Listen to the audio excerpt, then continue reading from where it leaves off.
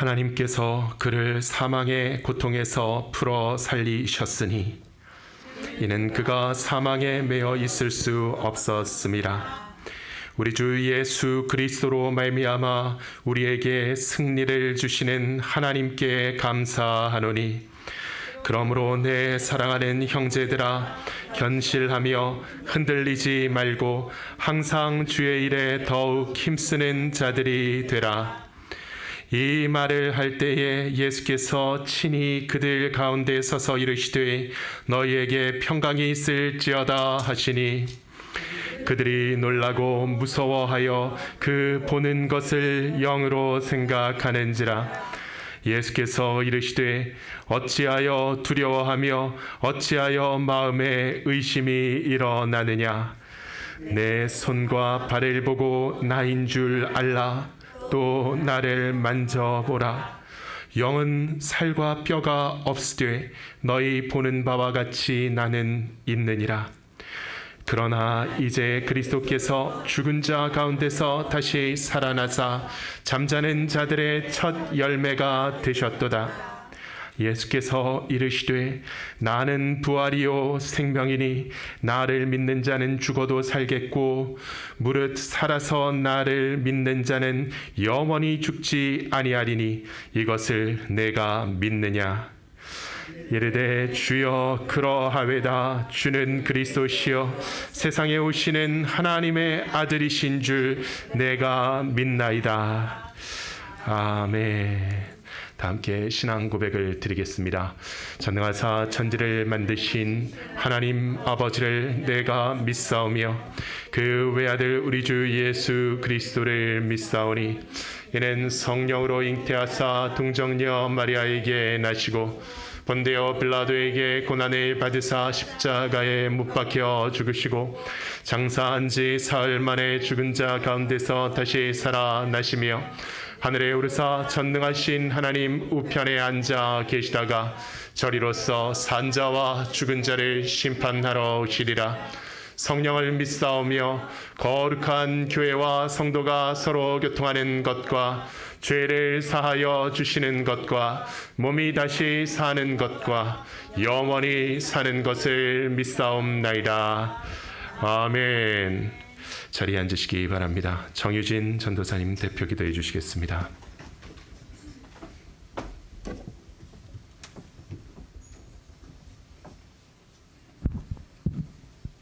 다 같이 기도하시겠습니다.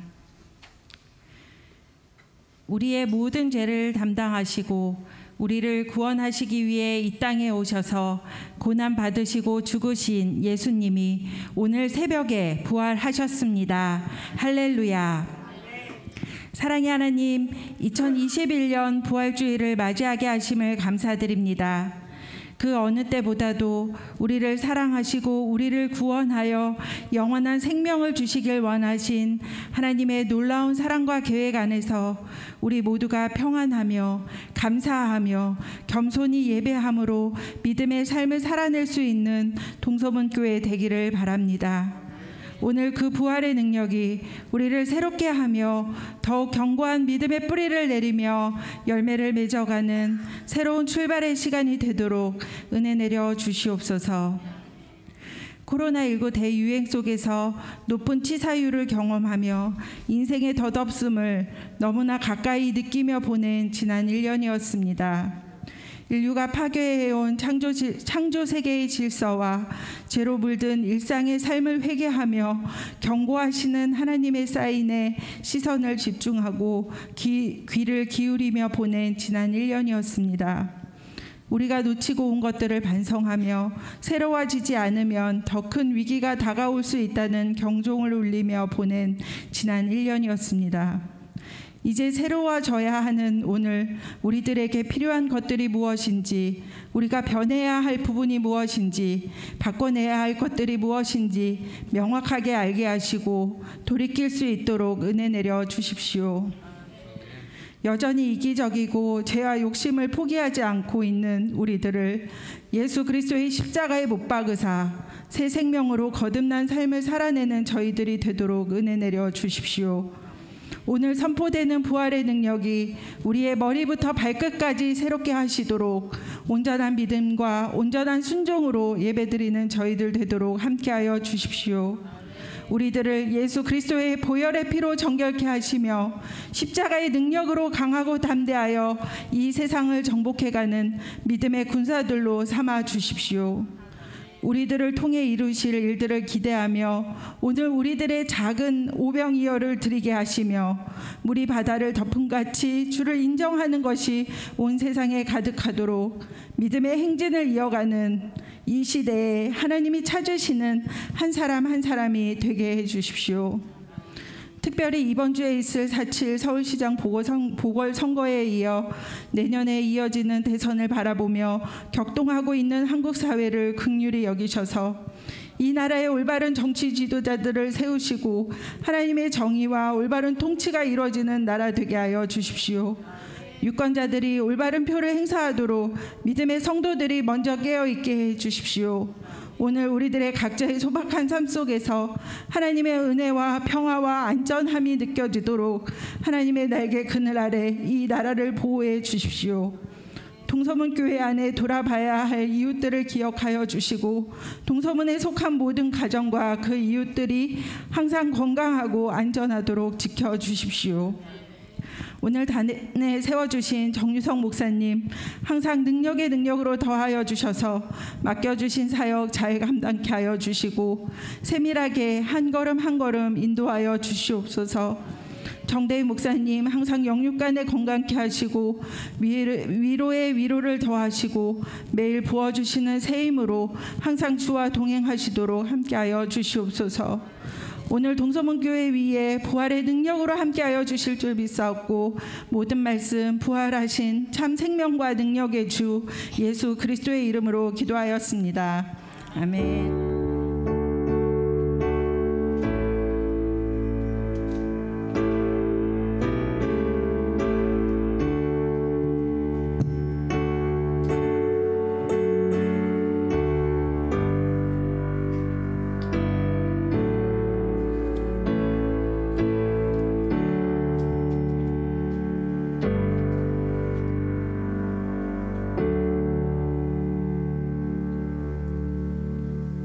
오늘 부활주일 예배로 나아오신 한 분 한 분을 환영하며 축복합니다.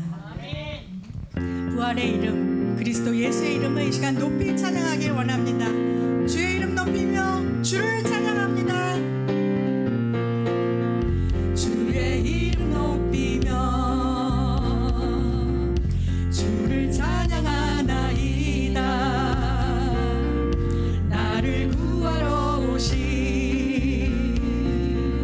주를 기뻐하나이다. 주의 이름 높이며 아멘. 주를 찬양합니다. 주를 찬양하나이다.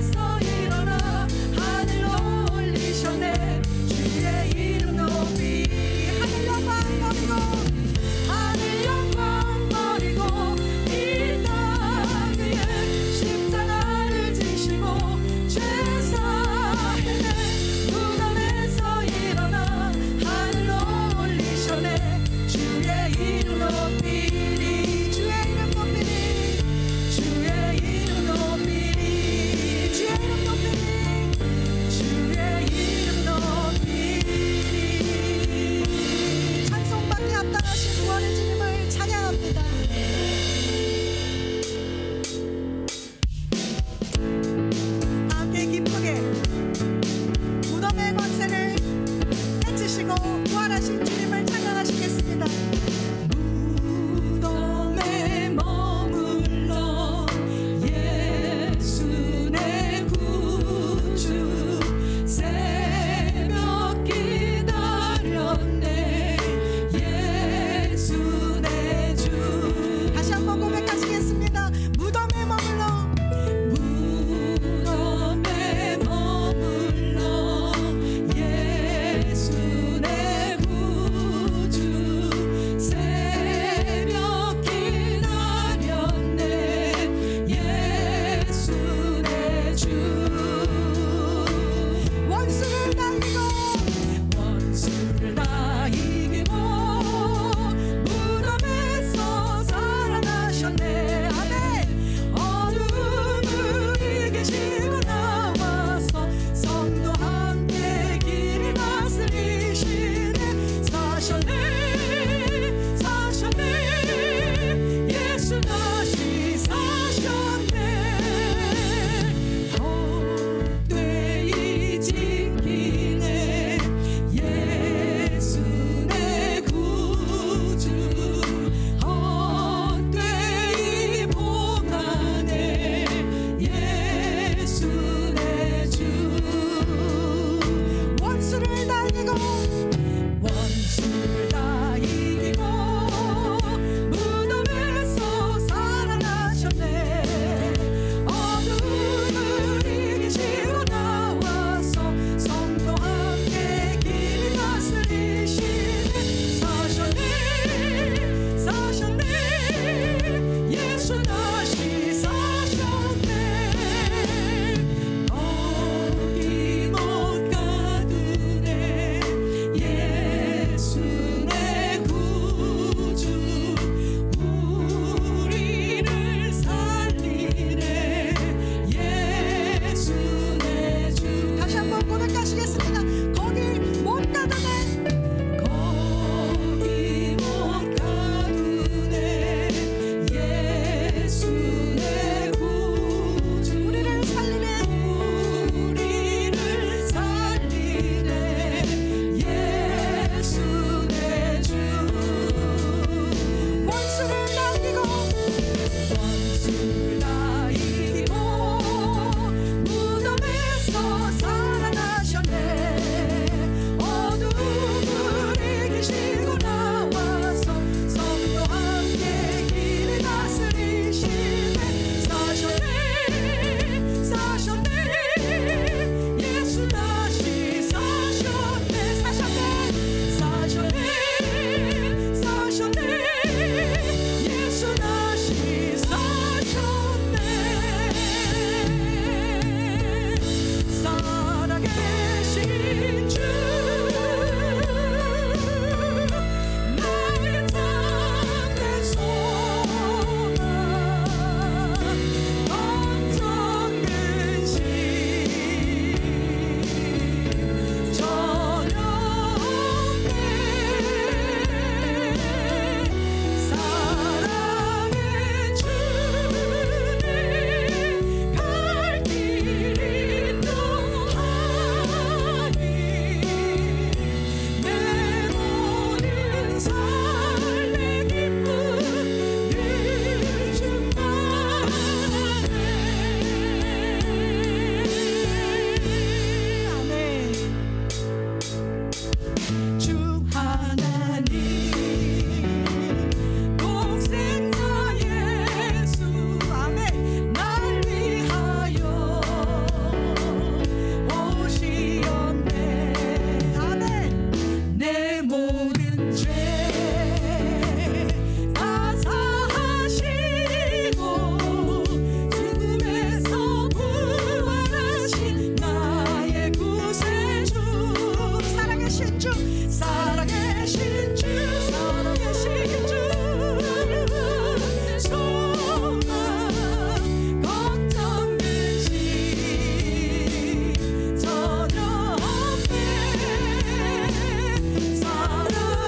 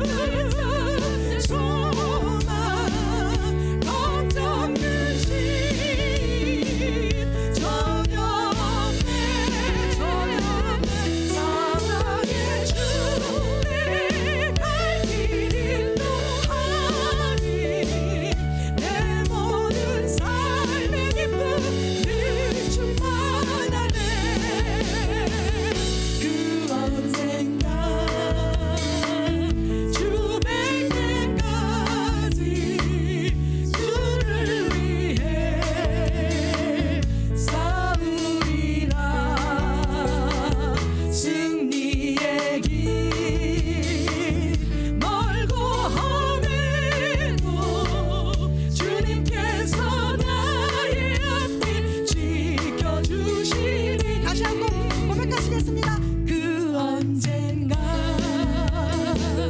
주 뵐 때까지 주를 위해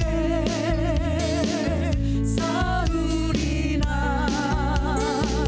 승리의 길 멀고 험해도 주님께서 나의 앞길 지켜주시니. 살아계신 주, 살아계신 주, 나의 참된 소망, 걱정 근심 전혀 없네.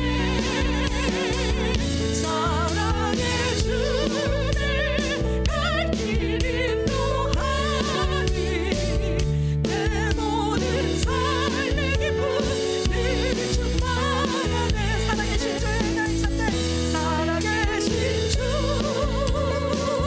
나의 참된 소망, 걱정 근심 전혀 없네. 사랑의 주님 갈 길 인도하니 내 모든 삶의 기쁨을 충만하네. 아멘. 시간 다 함께 한 손으로 기도하시겠습니다. 살아계신 주님, 그리스도 예수 나의 참된 소망 되십니다. 우리의 걱정 근심 모두 주 앞에 내려놓습니다. 주님의 사랑이 우리의 길을 인도하시고 주의 말씀이 우리의 길을 보이실 것을 믿습니다. 부활의 주님 이 시간 만나는 역사 있게 하여 주시옵소서. 성령의 충만한 시간 되게 하여 주시옵소서. 말씀하여 주시옵소서. 함께 기도하시겠습니다. 부활의 주 예수 그리스도의 이름을 찬양합니다. 그 이름이 지금도 살아계셔서 이 시간 우리와 함께 하시고 우리의 삶에 역사하시고 우리의 삶에 하나님의 임재하심을, 주의 일하심을, 하나님의 역사하심을 하나님 경험해 하실 줄 믿습니다. 우리의 참된 소망, 참된 기쁨, 우리 삶의 참된 이유 그리스도 예수의 이름을 찬양하며 나아갑니다. 부활의 예수님 이 시간 우리를 만나 주시옵소서. 우리를 만나 주시옵소서. 우리에게 말씀하여 주시옵소서. 성령의 충만함으로 이 시간 역사하여 주시옵소서. 하나님의 나라로 임재하사 우리의 모든 연약한 것을 강건하게 채우시고 치료하시고 하나님 우리를 긍휼히 여기심으로 우리의 모든 삶을 회복시켜 주시옵소서. 하나님 우리를 긍휼히 여기심으로 부활의 주님 이 시간 만나고 하나님의 말씀 듣고 변화되고 회개하며 애통하는 역사 있게 하여 주시옵소서. 하나님 이 시간 땅에 세우신 주의 좋은 목사님께 성령의 음성 들리시고 선포하시는 귀한 시간 되도록 성령님 주장하여 주시옵소서.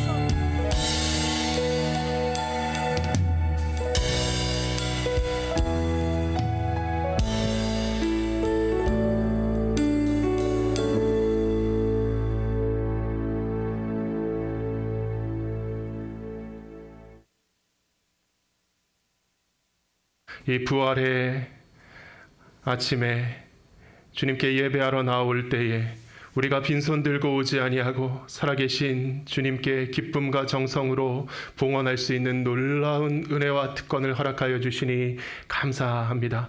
먼저 그의 나라와 의를 구하며 우리를 이용하여 하나님의 영광을 드러내시기 원하시는 하나님께 순종하여 기쁨과 정성으로 주님 앞에 헌신할 때에 사랑하는 자여 내 영혼이 잘됨같이 범사가 잘되고 강건하기를 간구하노라 하신 하나님의 축복이 형통케 하시는 하나님의 은혜가 우리의 삶 가운데 넘쳐나는 거룩한 주의 성도 되게 하여 주시옵소서.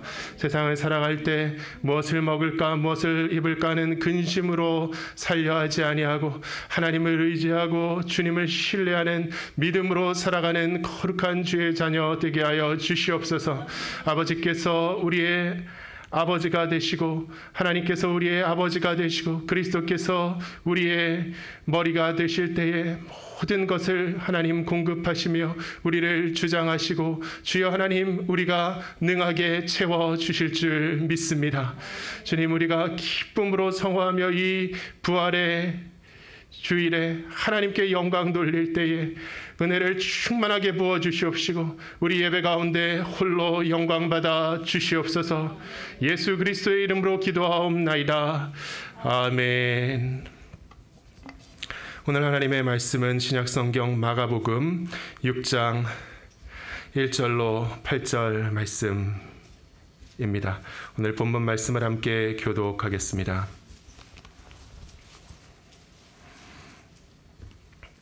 안식일이 지남에 막달라 마리아와 야고보의 어머니 마리아와 또 살로메가 가서 예수께 바르기 위하여 향품을 사다 두었다가 안식 후 첫날 매우 일찍이 해 돋을 때에 그 무덤으로 가며 서로 말하되 누가 우리를 위하여 무덤 문에서 돌을 굴려주리요 하더니 눈을 들어본즉 벌써 돌이 굴려져 있는데 그 돌이 심히 크더라.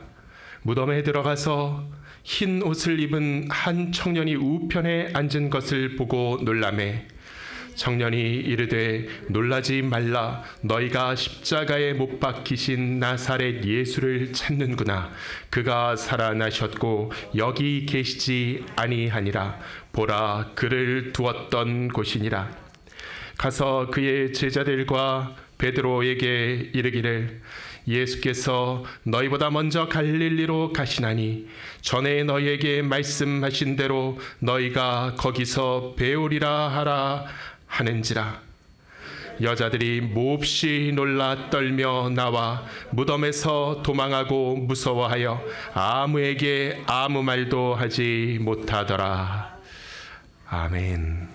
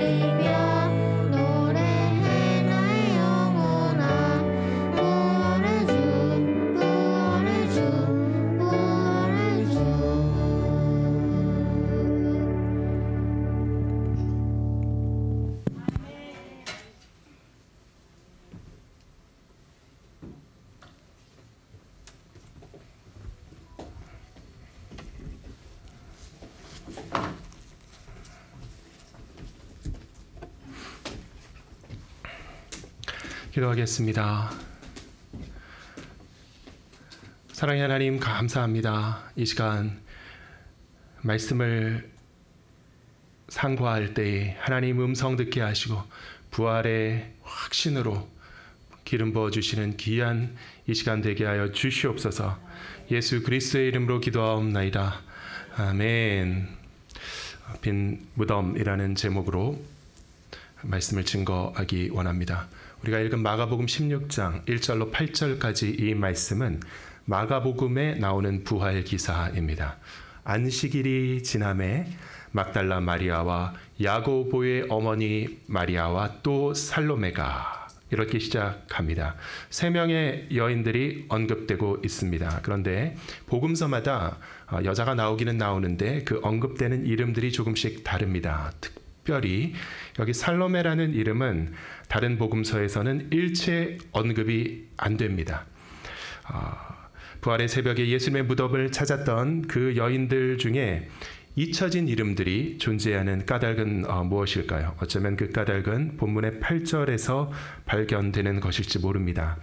여자들이 몹시 놀라 떨며 나와 무덤에서 도망하고 무서워하여 아무에게 아무 말도 하지 못하더라. 이 순간 이러한 스냅샷을 제공하면서 마가복음은 서술을 멈추는데요. 이 장면을 보면은 이 여성들은 굉장히 소극적인 태도를 보여준다는 것을 알 수 있습니다. 두려움으로 위축되어서 정작 그들을 만난 천사는 그들에게 이 부활의 소식의 실체를 제자들에게 가서 전달하라고 지시했지만 이 여인들은 무서워서 적어도 한동안은 아무에게 아무 말도 하지 못했다는 것이죠. 굉장히 특이할 점 하나는 여기까지가 마가가 기록한 복음서에서 직접적으로 부활을 설명하는 기사가 끝나는 장면이라는 것입니다.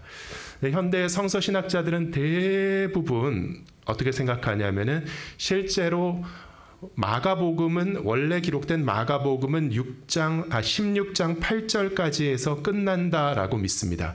그 뒤에 나오는 9절에서 20절까지 본문은 알 수 없는 경로로 원작에 덧붙여진 후일담일 것이다 라고 추정합니다. 여러 가지 문학적인 근거로 그러한 이론을 제시하는데요. 이 나머지 9절에서 20절까지 내용을 마가가 썼다고, 나중에 마가가 또 덧붙였다고 생각하는 사람도 있고 다른 사람이 썼다고 주장하는 사람도 있지만 중론은 합의합니다. 원래는 8절에서 끝나야 맞다. 근데 이러한 학설을 받아들이든 말든 간에 확실한 사실은 부활 기사는 8절에서 끝나는 것이 확실합니다. 그런데 아주 이례적이죠. 이 문장을 헬라어로 보면은 이 본문의 마지막 문장 마지막 단어가 뭐냐면은 가르라는 접속사입니다. 가르. 이것은 굉장히 중요한 문법적으로 중요하고 흔한 말인데 영어의 for라고 하는 접속사에 해당하는 헬라어 단어입니다. 이 for라는 말이 접속사가 될 때는 왜냐하면이라는 접속사입니다. 왜냐하면. 그래서 이 영어의 접속사 이 for는 항상 이끄는 문장의 첫머리에 나오죠. 앞에 나옵니다. 하지만 헬라어 접속사 가르의 경우는 두 번째 자리에 나오는 접속사입니다. 항상 두 번째 자리에 이 단어를 써서 접속을 합니다. 그래서 드물게 이 가르로 끝나는 문장이 발생할 수 있는 까닭은 접속사를 제외한 문장 전체가 한 문장짜리 문장일 때 가르로 끝날 수 있다는 거죠. 사실은 동사 하나로 문장이 끝납니다. 그래서 제가 8절을 직역하자면 그녀들은 무덤에서 나와서 도망하였는데 왜냐하면 떨림과 놀람이 그들을 엄습했기 때문이었습니다. 그리고 그녀들은 아무에게 아무 말도 할 수 없었는데 왜냐하면 그들이 무서워하였기 때문이었습니다. 왜냐하면 무서웠기 때문입니다. 이게 마지막 문장 이렇게 끝난다는 겁니다. 그냥 이렇게 끝나면 왠지 부족하고 아쉬운 감이 없지 않아 있습니다. 특히 본문에서 묘사되는 이 여인들의 모습은 믿음의 관점에서 아쉬운 감이 많이 있습니다. 그녀들에겐 지금 이 부활이 얼마나 놀라운 사건이었는가를 본문이 강조하고 있기 때문입니다. 놀라운 사건이라면 충격적인. 부활절에 우리가 연례 행사처럼 또 부활절이구나, 계란 먹는구나 이러면서 와서 하품하고 지루해하는 분이 있다면 그것은 가장 부적절한 태도일 것입니다. 이것은 들을 때마다 새롭고 놀라고 흥분하고 떨고 두려워해야 되는 사건입니다. 우리는 인류의 역사상 가장 놀랍고 충격적인 사건을 기념하기 위해서 오늘 모인 것입니다. 이렇게 기념한다고 생동감이 떨어지는 게 아니라 진짜 놀랍고 충격적인, 가장 놀랍고 충격적인 사건을 기념하기 위해서 여기 모였다는 것을 잊지 마시기를 예수 그리스도의 이름으로 축원합니다. 거기에 걸맞는 놀라움과 충격과 감동이 믿음 가운데 우리 안에 일어나야 한다는 것이죠.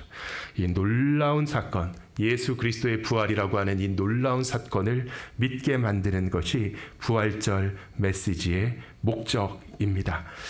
마가는 이 부활의 사건을 전하기 위해 안식 후 첫날 부활의 새벽에 여인들에 의해서 발견되었던 빈 무덤을 주목하고 있습니다. 예수의 부활은 빈 무덤에서 처음 확인되었다. 오늘 이 빈 무덤이라는 주제를 묵상함으로 부활의 사건을 음미하기를 원합니다. 첫째, 이 빈 무덤은 예수 그리스도께서 확실하게 죽으셨다는 것을 의미합니다. 빈 무덤은 그 앞에 돌이 가려져 있지만 치워져 있는 이 빈 무덤은 그곳이 예수님의 돌아가신 시신으로 채워졌던 무덤이었다는 것을 암시하는 것이죠. 그 입구에 돌을 굴려 막아 놓았던 예수의 무덤을 이 여인들이 찾은 까닭은 바로 예수님께서 사흘 전에 죽으셨기 때문입니다. 안식일이 지나면 막달라 마리아와 야고보의 어머니 마리아와 또 살로메가 가서 예수께 바르기 위하여 향품을 사다 두었다가, 이 말씀을 이해하려면 유대인들이 하루를 계산하는 법을 알아야 합니다.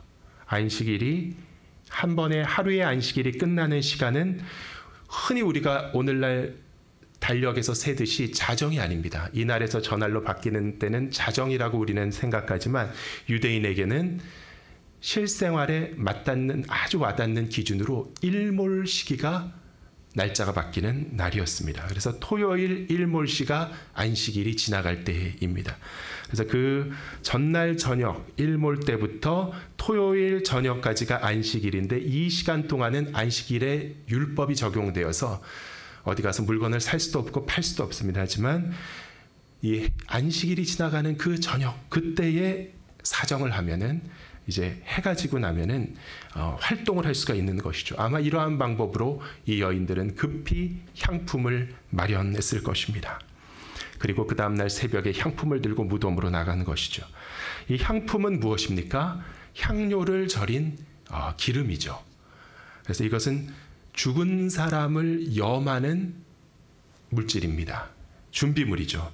죽은 장사를 치르기 위한 준비물입니다. 그래서 예수님의 무덤에서 그분이 올바르게 장례도 되지 않고 그냥 안치되었을 것이다, 이렇게 생각한 여인들이 이렇게 준비를 했지만, 이러한 생각은 착오죠. 요한복음을 보면은 아리마대 요셉과 니고데모가 예수님을 올바르게 장례를 치렀다는 기록이 나와 있습니다. 하지만 이 여성들은 그 현장에 접근할 수 없었기 때문에 장소만 알아놓고 자기들의 안타까운 마음에 장례는 우리가 치러야 하겠구나 생각하고 향품을 준비해서 그날 간 거죠. 안식 후 첫날 매우 일찍이 해 돋을 때에 그 무덤으로 가며 서로 말하되, 누가 우리를 위하여 무덤 문에서 돌을 굴려줄까? 이러한 대사까지 모두 이 여인들의 태도는 한마디로 예수님의 죽음을 받아들이는 태도라는 것입니다. 다른 생각은 전혀 없고 아마도 그랬기 때문에 이들이 부활의 진실을 쉽게 받아들이지 못하고 두려워 떨었던 것입니다. 하지만 이런 태도는 너무나도 당연하죠. 탓할 수가 없죠. 믿음이 없다고 탓할 수도 없죠. 왜냐하면 예수님께서는 분명히 죽으셨기 때문입니다. 그래서 전에도 말씀드렸지만 모든 복음서가 뒤에 3분의 1의 분량을 다 할애하면서 심혈을 기울여 전하고자 하는 두 개의 진실이 있습니다. 그 중에 첫째가 예수님의 죽음이요, 두 번째가 예수님의 부활인 것입니다. 확실히 죽어야 부활이라는 말이 성립될 수 있는 것이죠. 살짝 죽으면 내가 초등학교 때 죽을 뻔했거든요. 거진 죽을 뻔했거든요. 근데 수술을 해서 퇴원했는데 나도 부활했다. 비유적으로는 맞지만 그런 의미가 아닌 것이죠. 확실히 죽으셔야 부활이 성립됩니다. 요한복음 19장 16절에서 37절의 기사가 그 죽으심을 증거하는데 두 부분으로 두 단계로 죽음을 전술합니다. 그래서 전반부에서 요한은 예수의 죽음, 후반부에서는 그 죽으심의 확증, 이 두 가지를 이중으로 다루어서 예수님의 부활을 증거하는 것이죠. 그래서 16절에 이에 예수를 십자가에 못 박도록 그들에게 넘겨주니라. 그들이 예수를 맡음에 예수께서 자기의 십자가를 지고 해골이라 하는 곳에 나가시니 그들이 거기서 예수를 십자가에 못 박을세. 십자가에 못 박았다. 이것은 역사의 고증이 있는 로마인의 잔인한 사형 방법입니다. 그래서 같은 로마 시민에게 행해지는 방법이 아니라 피식민지의 피지배 민족들이 로마의 반란을 일으킬 때 그들을 누르기 위해서, 겁을 주기 위해서 하는 전시적인 잔인한 사형 방법이죠. 가장 고통스러운 방법으로 사람이 죽게 되는 그 형벌을 받으셨다는, 십자가에 못이 박혀서 매달리면은 그 사망이 천천히 찾아오는 그 방법. 다른 두 사람도 그와 함께 좌우편에 못 박으니 예수는 가운데에 있더라. 역사적인 정황, 많은 군중들이 확인한 정황을 설명하고 있죠. 빌라도가 패를 써서, 예수님 때 유대 땅의 총독이었던 빌라도가 패를 써서 십자가 위에 붙이니 나사렛 예수 유대인의 왕이라 기록되었더라. 예수께서 못 박힌 곳이 성에서 가까운 거로 많은 유대인이 이 패를 읽는데 역사적인 정황이 설명되고 있죠. 히브리와 로마와 헬란말로 기록되었더라. 유대인의 대장들이 빌라도에게 이르되 유대인의 왕이라 쓰지 말고 자칭 유대인의 왕이라 쓰라 하니 빌라도가 대답하되 내가 쓸 것을 썼다 하니라. 이런 표현 하나하나를 보면은 지어낸 얘기가 아니라 분명한 역사적인 정황의 기록이라는 것을 우리가 생생하게 확인할 수 있습니다. 유대인과 이 빌라도 간의 냉랭한 관계는 유대인들이 예수를 십자가에 못 박아 이 유대인의 왕이라고 주장하는 자다. 빌라도가 신문을 하였는데 아무리 봐도 사형에 처할 만한 죄가 없는 사람이라는 것을 확인합니다. 유대인들이 소요를 일으키면서 빌라도를 압박하는 말이 그를 십자가에 못 박지 않으면 당신은 가이사의 충신이 아닙니다. 이렇게 떠들기 시작한 거죠. 그러니까 빌라도가 겁을 먹습니다. 덜컥 겁을 먹습니다. 로마 황제의 충신이 아니라 나도 반역자라고 몰리겠구나. 그래서 마지못해 예수님을 십자가에 내어준 정황인 것이죠.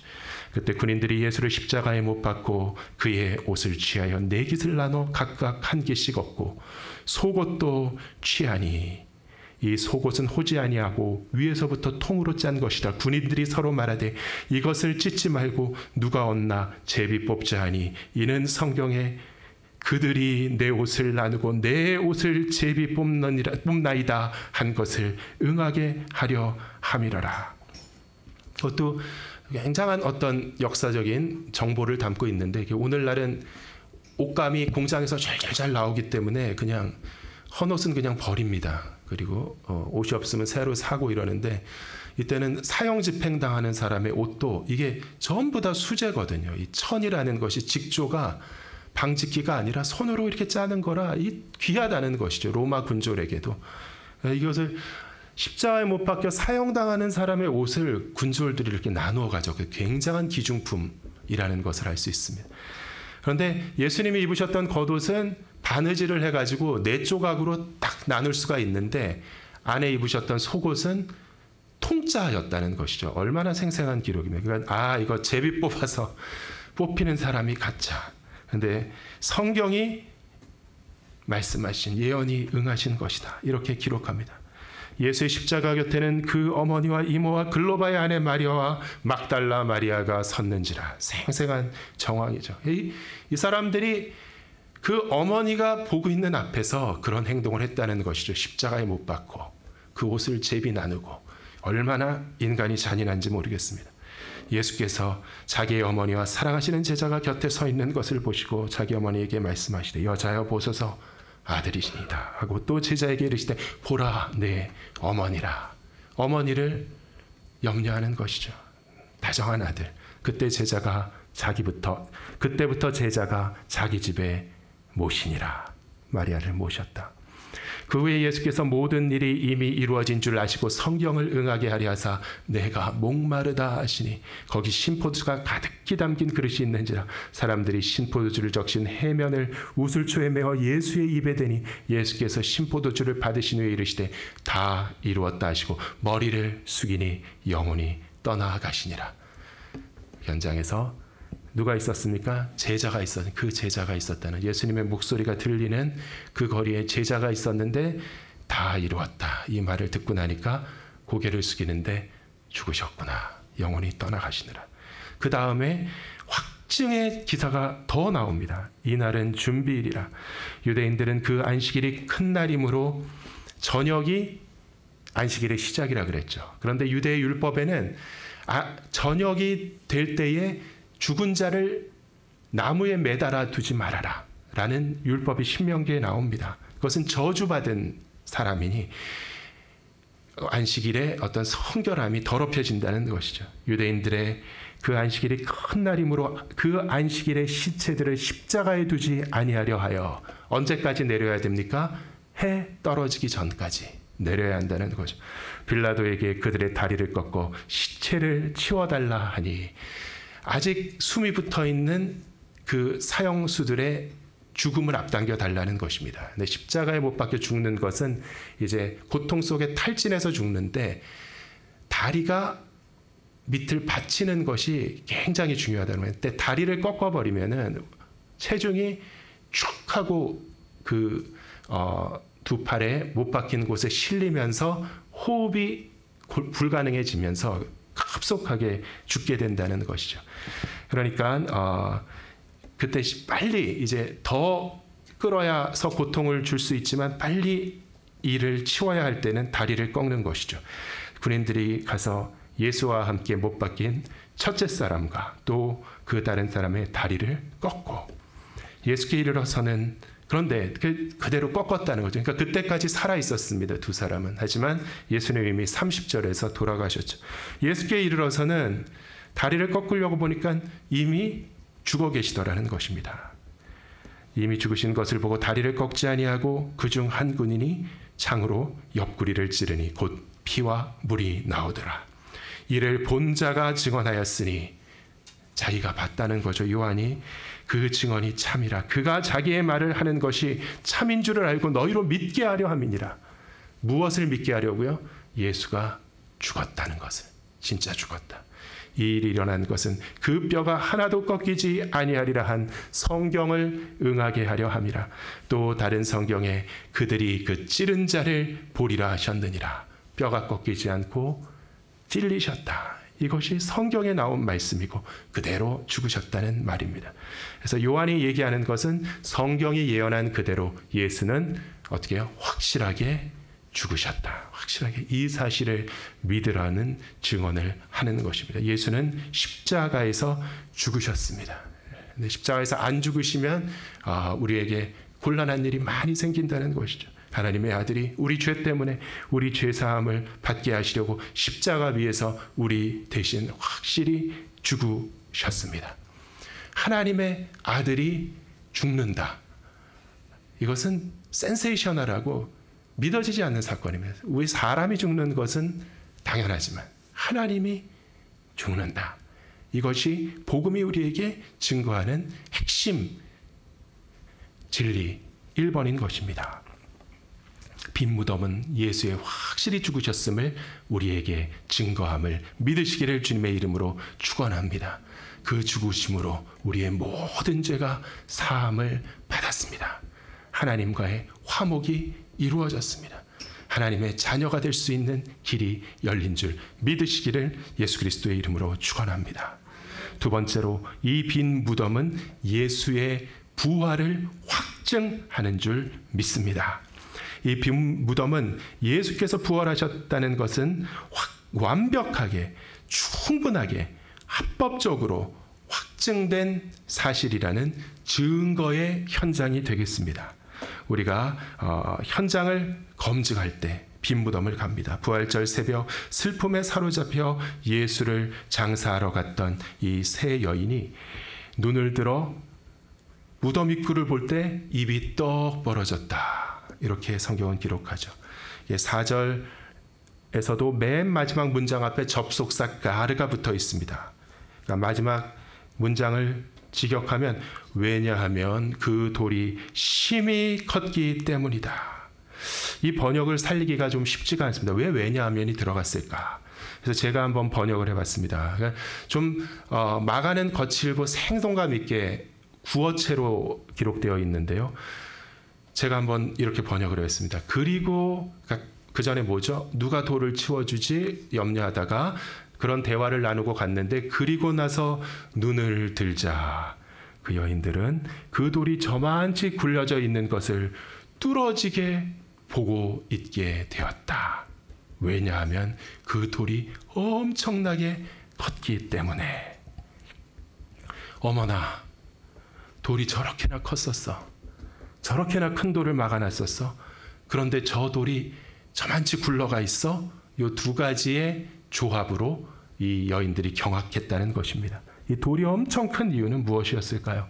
다른 공간 복음에 보면은 나옵니다. 마태복음에 보면은 예수님께서는 이미 생전에 여러 번 자기의 부활을 가르치셨다는 것입니다. 대제사장들도 들었습니다. 그래서 대제사장들이 우려하기를 이 제자들이 이 선생이 죽은 다음에 도구를 해가지고 예수의 시신을 감춘 다음에 부활했다고 떠들고 다닐 거다. 참 대단하죠. 이런 생각을 하고 요청을 해가지고 큰 돌로 입구를 막은 다음에 무덤에 무장한 군졸들을 세워서 보초를 세웠다는 것입니다. 그런데 이 마가복음에 나오는 여자들이 본 장면이 연출된 까닭은 무엇이냐? 도대체 어떻게 이 장면이 어떻게 그럼 이런 일이 벌어진 것이냐? 그 조금 전에 새벽에 천사가 나타나서 번개 같은 벼락 같은 형상으로 돌 위에 내려왔다가 그 돌을 공깃돌처럼 휙 하고 날려서 치워버렸다는 것입니다. 그러니까 그 사실을 목격한 군졸들이 혼비백산해서 현장에서 주랭랑을 놓은 것이죠. 그리고 입구가 열려있는 빈 무덤이 발견된 것입니다. 이러한 내막이 아니면 설명이 불가능합니다. 어떻게 이런 일이 있었을까? 어떻게 이런 일이 있었을까? 인간이 건드릴 수 없는 큰 돌이 가려져 있고 군졸들이 지키고 있던 무덤이 순식간에 왜 다음 장면으로 변화되었을까? 다르게 설명하는 것이 불가능하다는 것이죠. 그래서 빈 무덤에 가보니까 천사가 그 안에 기다리고 있다가 여인들에게 예수가 부활하셨다는 사실을 전하고 제자들에게 이것을 알리라는 명령을 한다는 것이죠. 이러한 정황, 이것을 생각할 때 예수가 부활하신 예수님께서 등장하지는 않으시지만 우리는 다르게 생각할 수 있는 아무런 가능성이 없는 것입니다. 도저히 다른 설명이 불가능한 초자연적인 현상 가운데 이 빈 무덤은 예수 그리스도의 부활을 완벽하게 입증하는 줄 믿습니다. 합법적으로 입증한다는 것이죠. 예수의 부활을 목격한 증인들이 부지기수입니다. 여기 간 여인들뿐만 아니라 그 앞에 지키고 있던 군졸들, 천사를 보았고 돌이 굴러가는 것을 보았다는 것이죠. 예수의 부활이 역사적으로 확증된 사실임을 확인하시는 귀한 성도 되시기를 예수 그리스도의 이름으로 축원합니다. 그래서 이 부활의 진리를 확신으로 믿는 부활의 신앙, 그것이 우리에게 주어질 때에 그것은 어떤 효과를 유발하느냐, 우리의 인생과 존재를 근본적으로 변화시킬 수 있는 진리가 바로 이 부활인 줄 믿습니다. 이 세상을 바라보는 우리의 예전의 눈에 비늘이 떨어져 간 것 같이 완전히 새로워지는 효과가 일어난다는 것이죠. 우리가 알던 세계가 뒤집어집니다. 눈앞의 세계가 완전히 뒤바뀌는 효과가 일어나는 것입니다. 아, 이 세상이 이런 곳이었어? 우리의 인생이 이런 것이었어? 의미가 달라집니다. 인간에게 있어서 가장 유일하게 유의미한 진실은 생명밖에 없습니다. 내가 살았다는 게 중요하고, 우리가 또 죽는다는 것이 중요합니다. 우리가 살았으니까, 내가 지금 살아있으니까 내 인생에 이러쿵저러쿵한 일들이 다 나에게 유의미한 것이죠. 생명이 유일한 진실입니다. 그런데 이 부활은 생명을 재정의합니다. 생명을 재정의합니다. 인간의 생명은 무엇인가? 아침에 피었다지는 들꽃과 같고 풀이에 맺혔던 이슬과 같고 한 번 왔다 덧없이 떠나는데 죽음으로 간 자는 아무도 돌아오지 못한다. 죽음은 절대적인 권력이다. 권세자다. 이렇게 다 자연스럽게 받아들이지만 부활의 복음이 가르치는 것은요, 생명은 우리가 알던 그 생명이 아니다. 죽음은 우리가 알던 그 죽음이 아니다. 이 부활의 신앙 가운데 예수님께서 주신 완전히 다른 마음으로 세상을 보시고 인생을 보시는 여러분 되시기를 예수 그리스도의 이름으로 축원합니다. 세 번째, 마지막으로 이 빈 무덤은 부활의 의미를 묵상하게 해줍니다. 부활의 현장 검증을 마쳤는데 이 부활의 현장 검증이라는 가치를 제외한다면 이 빈 무덤은 부활절에 가기에 가장 부적절한 장소라는 아이러니가 드러납니다. 청년이 이르되 6절에 놀라지 말라. 너희가 십자가에 못 박히신 나사렛 예수를 찾는구나. 그래, 그렇지. 하지만 그가 살아나셨고 여기 계시지 아니하니라. 보라, 그를 두었던 곳이니라. 한마디로 무엇입니까? 틀린 장소에 찾아왔어. 잘못된 장소에 찾아왔어요. 이 말이죠.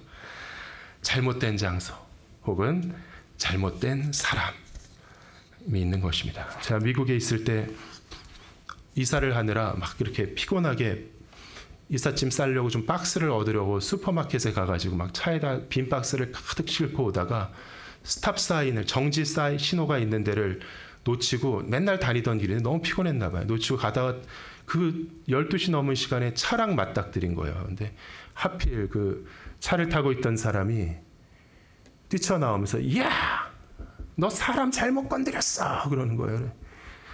그런 사람 별로 없거든요. 그러더니 안주머니에서 뭘 딱 꺼내는데 번쩍이는 배지가 경찰관이었나 봐요. 잘 모르겠지만. 그래서 교통 위반을 하다가 경찰관 차를 받을 뻔하다가 딱 현장에서 걸렸죠. 그래서 잘못된 사람.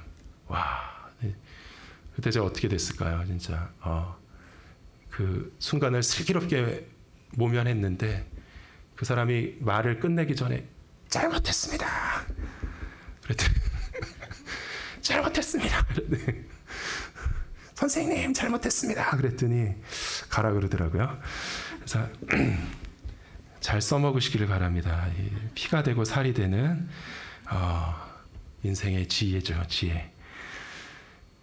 가서 그의 제자들과 베드로에게 이르기를 예수께서 너희보다 먼저 갈릴리로 가시나니 전에 너희에게 말씀하신 대로 너희가 가서 배우리라 하라 하는지라. 부활하신 주님을 그럼 만나기를 기대할 좋은 장소는 어디입니까? 어디 가서 예수님을 찾아야 한다는 것입니까? 딴 데에서, 바깥에서, 저기 저 세상 속에서, 우리가 살아가는 이 현실 속에서 주님을 찾아야지 만날 수 있다는 것이죠. 예수님은 움직이시고 활동하시는 주님이십니까? 살아서 역사하시는 주님이십니다. 이 부활절에 우리 함께 다짐하기를 원합니다. 오늘만, 이 시간에만 빈 무덤을 찾고 오늘 이후로는 더 이상 주님의 무덤에서 예수님을 찾지 말자. 살아계신 주님은 어디 계신다고 성경이 기록합니까? 첫째로는 하늘에 계신다라고 기록합니다. 하늘로 올라가셔서 아버지 하나님의 보좌 우편에 앉아 계시다가 저리로서 산 자와 죽은 자를 심판하러 오시리라. 그런데 하늘에만 계신 게 아니라 그리스도는 머리시오, 그리스도의 몸이 이 땅에 드리워져 있는 줄 믿으시기를 주님의 이름으로 축원합니다. 이사야 7장에 이사야가 성전에서 하나님의 이상을 보는데 여호와 하나님의 보좌가 하늘 높은 곳에 있고 성전 안에 여호와 하나님의 옷자락이 가득하였다. 하늘에 계신 하나님의 옷자락이 성전 안에 가득하였다.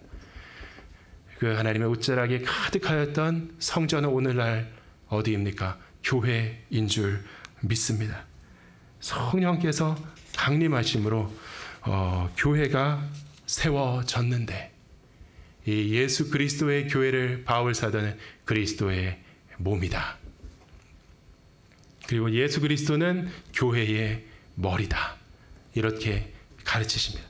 그리스도의 충만하심이 거하시는 곳이 바로 이 교회다.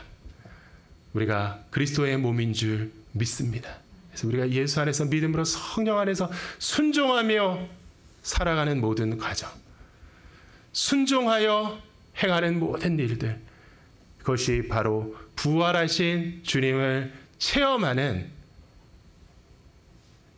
방법들임을 믿습니다. 다 함께 일어나셔서요, 우리 찬송 부르시고 부활 찬송 부르고 마치기 원합니다. 무덤에 머물러 1절과 3절만 부르시고 우리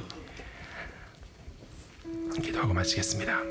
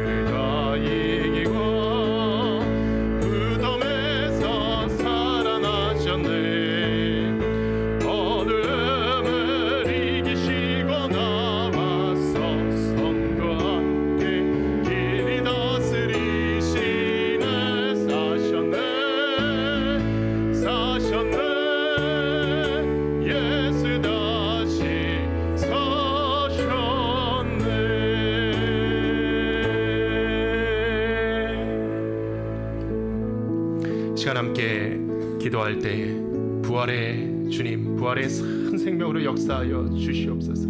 날마다 주님을 경험하며 의지하며 예수 안에서 승리하는 부활의 능력, 부활의 생명으로 충만한 하나님 자녀 되게 하여 주시옵소서. 우리 함께 기도하겠습니다. 기도하겠습니다. 주여, 거룩하신 하나님 감사합니다. 놀라운 하나님의 은혜가 부활의 주님을 깨달아 알게 하여 주시니 감사합니다. 우리에게 전해진 그 부활의 복음이 하나님 뿌리를 내리고 자라나서 열매를 많이 맺는 거룩한 주의 자녀 되게 하여 주시옵소서. 우리의 믿음이 주여 순종으로 나타나고 부활의 신앙 안에 든든히 살아나갈 때에 날마다 주님과 동행하고 그 생명과 능력 가운데 살아가는